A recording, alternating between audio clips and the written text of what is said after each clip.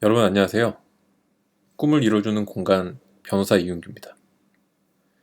이번 시간에는 변제자 대위와 후순위자 대위의 충돌 문제에 대해서 준비를 해봤는데요. 많은 분들께서 실질적인 이해를 못하고 넘어가시는 부분이거든요. 일단은 변제자 대위가 어떤 건지, 그리고 후순위자 대위는 또 어떤 건지, 그리고 양자가 어떤 식으로 충돌이 일어나는지 세 가지를 짚어보고 문제를 해결해 보도록 하겠습니다. 먼저 변제자 대위 같은 경우는 우리가 가장 일반적인 사례가 이런 거예요. 보증인이 있고 주채무자가 있고 그 주채무자가 자기 소유의 부동산에 대해서 지금처럼 저당권을 설정한, 물론 실무상으로 이제 근저당이 되는데요. 이런 사례가 됩니다. 이 경우에 보증인이 지금처럼 5천만 원 채권을 모두 변제를 한 경우에는 주채무자로부터 구상을 할 수 있는 권리를 취득을 하게 되는데요. 이 구상권을 확보하기 위해서 민법은 채권자 자리에 보증인이 대신 위치를 할 수 있는 그런 권리를 주고 있습니다. 정확히는 권리라기보다는 법의 힘에 따라서 이미 소멸해버린 채권을 그대로 존속하는 것으로 의제를 해주고, 그게 보증인에게, 즉 채무를 변제한 사람에게, 구상권자에게 이전하도록 하는 제도인데요. 이걸 조금 더 이미지화 시켜보면 지금처럼 피소유의 부동산 갑, 거기 을구에는 이제 제한물권을 기재를 하게 돼 있죠. 그 제한물권을 기재하는 곳에 보면 원래는 저당권자가 채권자 A인데 그게 187조, 즉 등기 없이 일어나는 물권 변동, 이 법의 힘에 따라서 S, 돈을 갚은 보증인 S로 바뀌게 되는 겁니다. 그래서 사실상 이 등기부에는 A라고 기재가 돼 있지만 저당권자는 지금처럼 S인 상황이 되거든요. 그러면은 이 변제자 대위 파트를 읽으면 이전에 부기 등기를 미리 해야 된다 이런 말들이 나오는데, 그건 왜 해야 될까요? 일단 저당권 이전의 부기 등기라는 거는 지금처럼 기존의 저당권자 A, 즉 채권자 A의 돈을 보증인 S가 모두 갚아서 법의 힘에 따라서 내가 이전을 받았다는 거를 남겨줘야 돼요. 이렇게 일반적인 공시를 해줘야 이 갑당에 대해서 권리를 취득하는 사람들이 P한테 와서 물어보거든요. 야, 저당권자 A에 대해서도 돈 다 갚았어? 그 등기는 남아있던데, 만약에 이때 P가 악한 마음을 먹고 나 돈 다 갚았고, 그건 이제 원인무효의 등기가 됐어. 등기만 그냥 남아있는 거야. 근데 알고 보니까 돈을 갚은 사람은 P가 아니라 S였고, 그 S에 대해서 아까 보셨듯이 법의 힘에 따라서 비록 지금 A라고 기재가 돼 있지만 S가 저당권자인 경우에는 제3취득자들은 큰 손해를 보겠죠. 자기가 저당권이 없는 줄 알고 땅을 샀는데 저당권이 그대로 남아있으니까요. 그래서 그 경우에는 일정한 사람들한테는 이렇게 부기 등기를 하지 않으면 대항을 못하도록 돼 있습니다. 이게 이제 부기 등기의 취지고, 일단 후순위자 변제를 이해하는 한도에서는 이 정도까지만 아시면 되고요. 그리고 다시 다음 사례로 한번 넘어가 보겠습니다. 아까 사례와의 차이점은 주채무자에 대해서 보증인이 돈을 갚은 경우였지만 지금 이제 물상보증인이 있는 경우로 바꿔볼게요. 물상보증인은 아까 그림하고 차이점을 아시겠나요? 지금처럼 채권자한테 직접 채무를 부담하진 않아요. 이거를 이제 물적 책임만 지고 인적인 채무는 지지 않는다고 표현을 하는데, 이게 가장 중요한 개념 중에 하나입니다. 물상보증인은 채무는 부담하지 않지만 책임은 진다는 거. 저는 이제 그림을 이렇게 한번 그려봤고요. 이 사례도 저희가 이미지화를 한번 시켜보면 왼쪽은 방금 보셨던 것 같아요. 피소유의 6천만 원짜리 이제 가액을 제가 적어뒀는데 갑소유의 부동산이 있고, 그 다음에 S 소유, S 이제 물상보증이거든요. 물상보증 S 소유의 을 부동산이 있어요. 이게 4천만 원짜리 가액이라고 치고, 이제 등기부를 보니까 을구에 1번 저당권이 지금 공동담보토지 을, 이렇게 해서 제가 형광펜 하이라이트를 쳐뒀는데 저당권자도 A로 갔죠. 이런 걸 이제 공동저당이라고 하거든요. 다만 여기서 하나 주의하셔야 될 점은 공동 저당은 지금처럼 각 부동산에 하나씩 설정이 되는 거예요. 그러니까 저당권의 개수는 2개예요. 일물일권주의라는 원칙에 따라서 피소유 부동산에 대해서도 하나의 저당권이 설정이 된 거고, S소유의 부동산에 대해서도 또 다른 하나의 저당권이 설정이 된 거예요. 다만 두 저당권의 저당권자가 같고, 그리고 피담보 채무가 같다는 그런 이제 특징이 있는 겁니다. 이런 걸 공동 저당이라고 하거든요. 그러면 이 경우에 아까 보셨다시피, 아까는 보증인이 돈을 갚은 사례였는데, 이제는 S 물상 보증인이 돈을 어떻게 갚게 되는지 한번 보겠습니다. 물상 보증인이 물론 제3자 변제, 대위 변제를 하는 경우도 있겠지만, 지금은 그런 사례를 말을 하는 게 아니라 지금처럼 자기 소유의 S 소유의 물상 본인 소유의 부동산이 경매를 당한 경우를 한번 볼게요.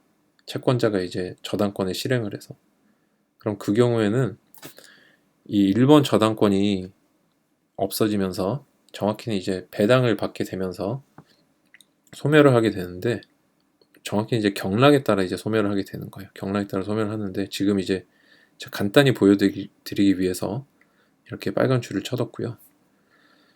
채권액이 총 5천만 원인데, 그 중에 A라는 저당권자가 4천만 원을 먼저 이제 1순위로 받게 돼요. 그럼 이제 일부동산 가액이 4천이기 때문에 남는 돈이 하나도 없죠. 그럼 이제 그러면 A는 이때를 위해서 공동저당을 해둔 거거든요. 피소유의 갑부동산에 대해서 가액 6천만 원짜리, 여기 대해서 이제 A가 나머지 저당을 실행을 합니다. 그러면은 1천만 원을 먼저 남은 돈을 받게 되겠죠. 근데 그 남은 이제 5천만 원이 어디로 가느냐가 궁금한데, 이 경우에는 S소유 부동산을 지금 먼저 경매를 했기 때문에 물상보증인이 주채무자에 대해서, 이제 채무자에 대해서 구상권을 취득을 하거든요. 물론 구상권의 근거는 우리 판례에 따르면 보증인에 대한 구상권 규정을 유추 적용하고 있는데, 물상보증인도 주채무자에 대해서 구상권을 갖기 때문에 마찬가지로 아까 보셨던 보증인하고 똑같이 대위를 하게 돼요. 대위라는 걸 이렇게 등기부에 써보면 저당권자는 A라고만 돼 있지만 S도 그 중에 일부를 가질 수 있다는 뜻이거든요. 구상권의 범위 내에서. 그래서 지금 구상권이 총 4천만 원의 구상권을 갖기 때문에 이 채권액 5천만 원 중에 1천만 원은 지금처럼 A가 배당을 받고, 나머지 금액, 그리고 그 1천만 원을 빼고 그 또 나머지 금액 중에 4천, 즉 A가 원래 받을 돈이 5천이잖아요. 그죠? 그 중에 1천은 A가 가져가고, 그래서 채권의 모두 이제 변제가 일어나고 만족이 되고, 나머지 돈 4천은 S가 가져가게 돼 있어요. 이제 이게 바로 변제자 대위의 법리거든요. 그럼 그걸 하고 이제 남은 돈 1천만 원이 있죠. 그거는 P가 소유자가 이제 가져가게 됩니다. 다음 사례를 한번 보겠습니다. 지금 이제 기본적인 건 설명을 드렸고, 지금까지 핵심은 보증인이든 물상 보증인이든 똑같이 어떤 자기의 재산으로 출제라고 표현하기는 정확하지 않지만, 어쨌든 자기의 재산을 희생을 시켜서 남의 돈을 갚게 되면, 내지는 갚는 상황이 됐을 때는 구상권을 갖게 되고, 그 구상권을 보호해주기 위해서 주채무자 소유의 부동산에 자기가 아무런 등기를 하지 않은 채로 바로 권리를 취득한다. 이게 지금까지 핵심이었어요. 그러면 다음 사례는 물상보증인 소유 부동산에 대해서 저당권자 C가 이제 2번 저당을 설정받은 경우를 한번 보겠습니다. 이제 그러니까 S라는 물상보증인이 자기가 채무자가 돼서 채권자 C한테 돈을 빌려준 거죠. 제가 오른쪽 위에 새로운 네모를 추가해서 좀 보기 쉽게 만들어 뒀는데요. 이 경우에도 이 S소유의 부동산에 대해서 만약에 경매가 일어나면 어떻게 될까요? 4천만 원밖에 없기 때문에 아까 전처럼 1순위로 저당권자 A가 모두 이제 금액을 배당을 받아가겠죠.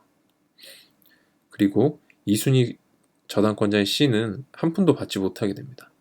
그러면 C는 자기는 어떻게 권리를 취득을 여기서 보호를 할 수가 있을까요? 그건 아까 보셨던 지금 S라는 물상보증인이 피소유의 갑 부동산에 대해서 변제자 대위로 권리를 취득을 하거든요. 그죠? 이거를 우리 저당권자 C가 자기가 한 번 더 이거를 물상 대위를 할 수 있다는 게 우리 판례의 태도예요. 그러니까 지금 경매로 인해서 저당이 소멸했고 그 소멸과 같이 취득한 권리가 존재를 한다는 거죠. 대위라는 게 대신 위치시킨다는 뜻인데 물상이라는 건 가치가 같은 다른 권리란 뜻이에요. 그래서 지금 근저당이 소멸하면서 얻은 것이 이제 S의 대위권이라는 거죠. 그 S의 대위권을 이 후순위 저당권자인 C가 물상 대위 법리를 통해서 자기가 쓸 수가 있다는 거예요. 지금까지 설명이 굉장히 복잡했지만 그 오른쪽 밑에 있는 제가 빨간 박스를 쳐둔 거 있죠. 이 부분 저당권자 C가 왼쪽 피소유의 부동산에 대해서 대위를 할 수 있다. 즉 그 자리로 들어갈 수 있다. 그 저당권을 쓸 수 있다. 이렇게만 이제 기억을 해두시면 됩니다. 이게 중요한 결론 중에 하나고요. 그래서 배당을 보면은 마찬가지로 저당권자 A가 이제 1,000만 원을 받아가고요. 그리고 나머지 4천만 원은 방금 전처럼 물상대위 법리를 통해서 S 소유 부동산 2순위 저당권자인 C가 나머지 4천을 P소유 부동산에서 배당을 받아가게 되어 있습니다. 그럼 다시 이제 원점으로 돌아와서 만약에 지금처럼 물상보증인 소유 부동산에 대해서 이제 경매가 있었던 경우가 아니라 채무자 소유 부동산에 대해서 경매가 있으면 어떻게 되는지 한번 보겠습니다. 지금처럼 피소유의 부동산이 먼저 경매가 되면 그거는 5천만 원을 A가 받아가겠죠. 이제 5천만 원 채권을 가진 사람이니까요. 그리고 남은 금액 1,000만 원은 부동산의 소유자인 P가 받아가게 돼 있습니다. 근데 이 경우에 과연 P라는 사람은, 즉 주채무자는 최종적인 채무자 P는 S라는 물상보증인한테 구상을 할 수가 있을까요? 되지가 않죠. 왜냐하면 구상이라는 거 개념 자체가 최종적으로 타인의 책임으로 돌려야 되는 것을 내가 대신 변제를 했을 때 그 변제한 값을 받아오는 거거든요. 그래서 위임이라든지 아니면 사무관리라든지 아니면 비용부당이득, 반환 청구권, 이 셋 중에 하나를 근거로 하는 건데 지금처럼 채무자가 자기 채무를 갚았을 때는 보증인이나 물상보증인한테 구상을 절대로 할 수가 없어요. 그래서 요 결론도 되게 간단하지만 이제 변제자 대위랑 후순위자 대위를 공부할 때는 한 번 더 생각을 해두셔야 되는 결론입니다. 이 기억을 해두시고 그 다음은 채무자 소유의 부동산의 후순위 저당권자가 생겼을 때 어떻게 처리되는지를 한번 보겠습니다. 이 땅이 먼저 경매가 되면 어떻게 되는지. 지금처럼 피소유의 부동산이 또 먼저 경매가 됐어요. 그러면은 아까 전에 보셨던 어떤 물상대위의 법리 같은 게 이 경우에도 적용이 될지 한번 생각을 해볼 수가 있는데요. S소유 부동산이 지금 1번 저당권 자리에 이제 이 P소유 부동산의 보라색 그 저당권자, 즉 B라는 애가 과연 들어갈 수 있는가? 판례는 이걸 부정을 하고 있어요.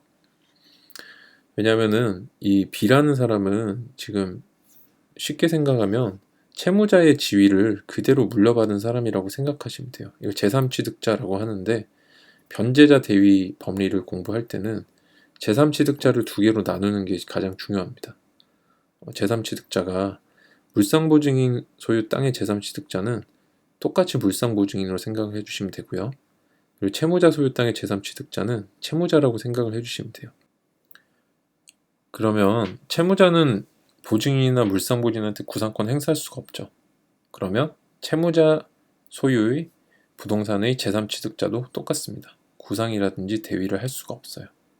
이 결론도 정말 중요하기 때문에 알아두시고요. 그러면 이제 지금까지 변제자 대위를 받고 지금부터는 민법 368조 1항과 2항, 즉 공동저당에서의 후순위자 대위 문제에 대해서 한번 보도록 하겠습니다. 네, 지금 화면에 있는 게 가장 전형적인 사례거든요. 피소유의 부동산이 갑과 을이 두 개가 있어요. 가액이 갑은 6천만 원, 을이 4천만 원이고, 그리고 각 이제 부동산의 1번 저당권이 채권자 A, 즉 저당권자 A가 가지고 있는 저당권이고요. 그다음에 피소유 부동산 갑 부동산에 대해서는 2순위 저당권자 B가 있고 을 부동산에 대해서는 저당권자 C가 있습니다. 이 사례에서 동시배당이 되는 경우는 어떻냐면은 경매가 이제 두 개가 같이 된 경우를 의미하는데요. 우리 민법 368조 368조 1항은 이 경우에 부동산의 가액에 따라서 이거 안분을 하도록 돼 있어요. 안분이라는 게 이제 가액에 비례해서 나눠서 배당을 하라는 의미인데요. 부동산의 경매 대가가 지금 피소유 부동산, 즉 갑에 대해서는 6천만 원, 그리고 일부동산 4천만 원이 나왔죠. 이 경우에 지금 채권자한테 과연 어느 부동산에서 얼마를 줄 것인가, 이게 문제가 될 수 있다는 거죠. 민법은 이 경우에 부동산 가액에 따라서 비례해서 처리를 하라고 되어 있기 때문에 갑부동산에서는 3천만 원, 그리고 일부동산에서는 2천만 원을 각각 이제 나눠서 저당권자 A한테 배당을 하게 됩니다. 그래서 양쪽을 이렇게 묶어서 이제 나눠서 보는 거를 368조 1항의 동시배당 법리라고 그래요. 그럼 이제 나머지 돈, 갑부동산의 나머지 돈 3천만 원은 2순위 저당권자인 B가 가져가고, 그 다음에 을 부동산의 나머지 돈 2천만 원은 2순위 저당권자 C가 가져가겠죠. 여기까지 결론을 알아두시고요. 그 다음에 이시배당에 대해서 한번 보겠습니다. 이시배당이라는 건 다를 이자, 그리고 이제 떼시자를 써서 배당이 다르게 일어날 때, 일반적으로 이제 부동산이 순차적으로 경매가 된 경우가 일반적인데요. 이 경우에 을 부동산에 대해서 경매가 일어난 경우를 한번 보겠습니다. 을 부동산에 대해서 경매가 일어나면은 마찬가지로 저당권자 A한테 이제 4천만 원을 먼저 1순위로 배당을 하게 돼 있어요. 지금 이 상황에서는. 그리고 목적물의 가액이 4천만 원이기 때문에 4천만 원을 배당을 하고 나면 남는 돈이 하나도 없죠. 그래서 2번 저당권자인 C는 돈을 하나도 받지 못합니다. 그런데 여기서는 우리가 하나 보셔야 되는 거는 갑부동산에 대해서 S가 지금 대위를 할 수가 있다는 거예요. 아까 이 비슷한 구조를 한번 보신 적이 있죠. 368조 2항을 써서 그런 게 아니라, 제가 조문은 지금 읽지 않겠습니다. 조문은 각자 펴서 반드시 정독을 해주세요. 아까 우리가 이제 변제자 대위 법리에서도 지금처럼 2순위 저당권자가 다른 부동산의 1순위 저당권을 대위 취득하는 경우가 있었는데요. 그때는 368조의 법리가 아니라 물상대위의 법리를 통해서 했던 거예요. 즉 변제자 대위에서는 물상대위를 통해서 후순위 저당권자가 다른 땅의 선순위 저당권을 저희가 대위 취득할 수 있다, 이렇게 기억해 두시고, 지금처럼 공동저당에서의 후순위자 대위 문제에서는 368조 2항에 따라서 대위를 할 수가 있는 거예요.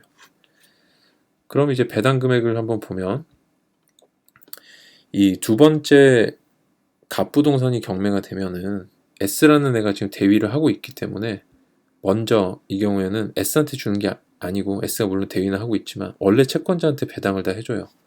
그래서 1천만 원을 저당권자 A한테, 즉 채권자 A한테 배당을 해주고, 그리고 나머지 돈 중에 원래 지금 이 368조 2항의 취지를 읽어보시면 원래 안분 배당했으면은 이 A가 받았을 돈을 나눠서 주자는 거거든요. 왜 그러냐면 지금처럼 을 부동산이 먼저 배당이 돼버리면, 즉 C가 받을 수 있는 돈이 하나도 없게 되잖아요. 그죠? 이 경우에 이제 C의 권리를 구제를 해주기 위해서 동시 배당이 됐을 때 똑같이 처리를 해주자는 게 368조 2항의 취지거든요. 근데 지금 기억이 잘 안 나시죠? 아까 1항은 어떻게 처리를 했었는지. 동시 배당은 3천만 원, 2천만 원 이렇게 3대2로 나눠서 줬었어요. 5천만 원을. 그죠? 그래서 갑당에서는 3천만 원을 배당을 해주면 돼요. A한테. 근데 이걸 어떻게 한다고요? 지금처럼 3천만 원을 1천만 원을 20배당을 하면은 이 A가 가져가기 때문에 나머지 2천만 원을 아까 배당을 못 받은 S한테 주자는 거죠. 즉 후순위 저당권자한테. 이거 이해되시나요? 그래서 지금까지 설명한 거를 간단하게 이미지로 나타보면 이렇게 되는 거예요. 지금 을 부동산의 2순위 저당권자가 갑 부동산의 1번 저당권으로 옮겨간다고 생각을 하시면 돼요. 이걸 이제 아까 보셨던 후순위자 대위라고 그럽니다. 그래서 지금 대위 법리의 특징들은 보면은 변제자 대위 규정도 그렇고, 그리고 후순위자 대위 규정도 그렇고, 어떤 법률의 특별한 등기가 없이도 물권 변동이 일어난다는 특징이 있어요. 원래는 근저당을 이전시킬 때는, 저당을 이전시킬 때는 부기 등기를 해야 되는데 지금 필요가 없다는 거죠. 그럼 여기까지 설명을 들으셨으면은 어떤 게 충돌이 되는지 한번 생각을 해보실 수가 있을 거예요. 그래서 문제사항은 뭐냐면, 변제자 대위 같은 경우는 우리가 이렇게 한번 보겠습니다. 채무자 소유의 부동산의 후순위 저당권자는 변제자 대위 법리를 통해서는 아까 대위를 할 수가 없어요. 아까 대위되는 게 하나 있었는데? 이렇게 생각하실 수도 있지만, 아까 대위를 할 수 있었던 사람은 물상보증인 소유 부동산의 후순위자였어요. 다시 한번 앞으로 돌려서 보세요.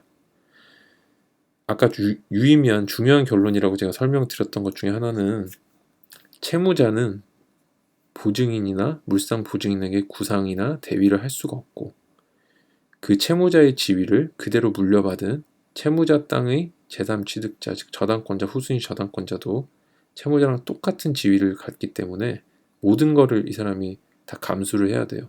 그래서 구상, 대위 이런 거 할 수가 없어요. 그래서 결론은 지금 다른 물상보증인 소유의 을 부동산에 대해서는 대위를 할 수가 없습니다. 그 결론을 이제 간단하게 제가 적어보면 이렇게 되죠. 변제자 대위의 법리를 통해서는 대위를 할 수가 없다. 그러나 368조 2항을 통해서는 대위가 가능하다. 바로 여기서 충돌이 일어나는 거예요. 변제자 대위 법리에서는 대위가 안 되는데, 우리가 그 직전에 봤던 368조 2항의 공동저당에서의 후순위자 대위로는 대위가 되는 그림이 나왔었죠. 그죠? 그래서 이게 변제자 대위는 안 된다고 그러고, 그 다음에 후순위자 대위는 된다고 그러고, 이게 바로 지금 오늘 공부를 할 주제인 변제자 대위와 공동저당에서의 후순위자 대위의 충돌 문제라고 그래요. 과연 대위가 되는가? 여기 대한 판례의 태도는 좀 명확합니다. 이건 일본의 이제 와카지마 사카이라는 교수님이, 이제 일본의 곽윤직 선생님이라 불리는 분인데요. 그분이 주창한 학설이 우리나라에서도 통설적 지위를 가지게 되고, 그게 판례로 돼서 지금 우리가 이제 일종의 관습법처럼 굳어진 이제 꽤 오래된 이제 법인데요. 그 판례의 법리는 이래요. 되게 간단해요. 만약에 그 땅 중에 하나라도 물상보증인께 섞여 있고, 그 다음 채무자께 섞여 있고, 이렇게 해서 어떤 변제자 대위가 일어나야 되는 경우에는 변제자 대위의 법리에 따라서만 처리를 해라. 368조는 적용이 없다. 라고 얘기를 합니다. 이게 지금 판례의 태도예요. 물론 정확한 판례 워딩은 이건 아니죠. 그렇지만 지금 이해를 돕기 위해서 제가 간단하게 설명을 한 거고, 쉽게 얘기를 한 거고, 그림으로 이렇게 나타내 보면 모두 다 채무자 소유거나 또는 모두 다 물상보증인 소유도 마찬가지겠죠. 즉 구상권이라든지 대위의 문제가 발생하지 않는 그런 경우에만 368조가 적용이 되고요. 그 다음에 채무자랑 물상보증인 내지는 물상보증인 땅이 이제 섞여 있는 경우에, 이 경우에는 대위 문제가 발생을 하죠. 구상이 발생하니까. 그렇기 때문에 이 경우는 변제자 대위를 통해서만 처리를 하고 368조를 적용하지 말라는 거예요. 그래서 방금 보셨던 사례의 결론은 채무자 소유의 땅의 후순위 저당권자는 물상보증인에게 땅에 대위를 할 수가 없다. 이게 결론입니다. 그럼 거꾸로 아까 이제 보셨던 거 같이 비교를 해서 정리를 해줘야 되는 건 뭐냐면은, 이거하고 이제 반대 사례예요. 반대 사례. 지금 두 명이 섞여 있으니까, 지금 물상보증인하고 채무자가 섞여 있으니까 368조는 적용이 안 되죠. 그렇지만 물상보증인 땅의 후순위자는 대위를 할 수가 있어요. 채무자 땅에. 그것은 368조 2항이 아니라 물상대위의 법리를 통해서만 가능하다는 게 우리 판례의 태도라는 거 설명을 드렸습니다. 그래서 지금까지 했던 얘기를 해보면은 결국에 물상보증인 땅의 후순위 전환권자는 언제나 보호가 돼요. 그죠? 그게 368조 적용이 되든 안 되든. 다만 이제 그 논거만 달라지는 거죠. 왜냐면 지금 판례가 채무자나 또는 채무자 땅의 제3취득자, 즉 후순위 저당권자가 물상보증인에게 대위를 할 수 없다라는 말을 하고 싶기 때문에 368조는 일단 두 개, 즉 채무자랑 물상보증이 섞여 있을 땐 적용이 안 된다는 걸 선언을 했어요. 그렇게 하고 나니까 지금 물상보증이 땅의 후손이 저당권자가 보호가 안 되는 거죠. 그래서 물상대위 법리를 써서 돌아갔다고 생각하시면 돼요. 돌아가서 똑같은 결론을 내렸다. 이렇게 생각하셔도 무방합니다. 네, 긴 시간 동안 어려운 얘기를 들어주셔서 감사합니다. 어떻게 도움이 좀 되셨나 모르겠네요. 네, 지금까지 꿈을 이루어주는 공간 이윤규 변호사였습니다. 고맙습니다.